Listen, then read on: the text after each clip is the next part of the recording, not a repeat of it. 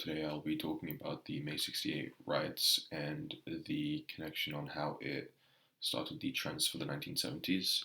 So to start with, May 68 was an event where the students had enough of the educational system and the problems within France, so they started to have a protest on the streets, and they uh, threw stones at the tanks of the police that were trying to control them. They flipped cars, they started fires, they destroyed buildings, and it really changed how people viewed protests.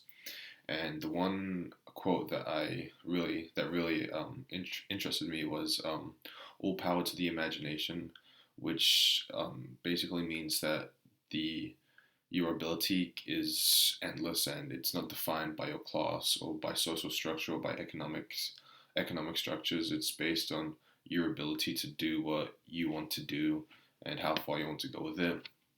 And the protests also included about gay rights, sexism. Um, Women wanted equal rights to men, um, and there were also a lot of problems with factories and eventually workers in who worked in factories, and many middle class and working class workers joined the movement. So the protest actually spread out through the entire country, and millions of people were involved, and they had strikes for many days and weeks. And these university campuses became overrun by the students protesting, and even professors joined in with their students protesting against the government and against the educational system. And the main reason was that, other than the educational system, of course, there was the after 30 years since World War II, France was still kind of not doing great. The economy wasn't doing great. They had high unemployment. They had deeply conservative ideals, and the government was deeply conservative, and they were being humiliated and um, put into these bloody warfares against Indochina and Algeria in their goal to colonize them. And many of the students and even the rest of the country believed that it was wrong and they didn't want to be part of it. And as well as this entire because of this, the entire economy suffered, and many jobs could not be found. So there's high unemployment. So college students felt that even if they got a degree, it wasn't worth much because they weren't guaranteed a job after college. So that was something they were also protesting about.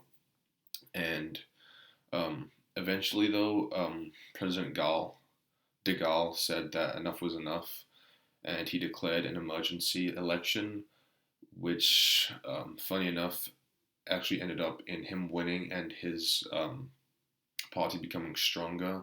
And eventually, he made a deal with the workers to give them better pay and to allow them to have better benefits. So those were really the failures of the movement, and the protest eventually died out. But the successes of it, I guess you could say, were that the students kind of reformed and modernized the educational system, and they rejuvenated the Socialist Party because they were all very anti-capitalist and believed in more socialist ideals. And they were also more confident in just speaking what they felt about the government, and they were more free to question society's roles and the government. In the New York Times article, there was a quote that I read: "When students returned to classes, they could now ask questions in class and dispute ideas. A revolution in France, the French educational system. Bosses had to treat their workers better." And it kind of shows you how, even at this time in the 1968, years after World War II and years after all these other European countries had reformed and moved on from World War II and had better economies, France was still lacking behind. So this really pushed them into the modern day world and this Europe that we know now. And um, the younger students, as well as the workers and factories, showed the government that they were a society of changing views, and that they knew what the government and the authority was all about, and they were very upset about it. So they knew that it had to change, and that was going to change over the next few years, if not um, decades. But in terms of the future, as in the experiments and trends during 1970s, we see that the systems of authority, the government, the authorities, the police are all questioned and challenged, and we see the ideas from May 68 reappear in the 1970s. We see the left push for decolonization of Indochina, Algeria, and all these other countries that France is involved in, and they try to push for a kind of hierarchy that is more fair to everyone and not just having I guess, the top 1% of the elites having all the power and everyone else having no power and just working. And also, a few smart minds started to question France's government and the society's role in just life in general. Like Michael Foucault, I think that's his name, Foucault. He questioned power structures between gender, sex, class structure, and how it creates the others, which are just the outsiders of society.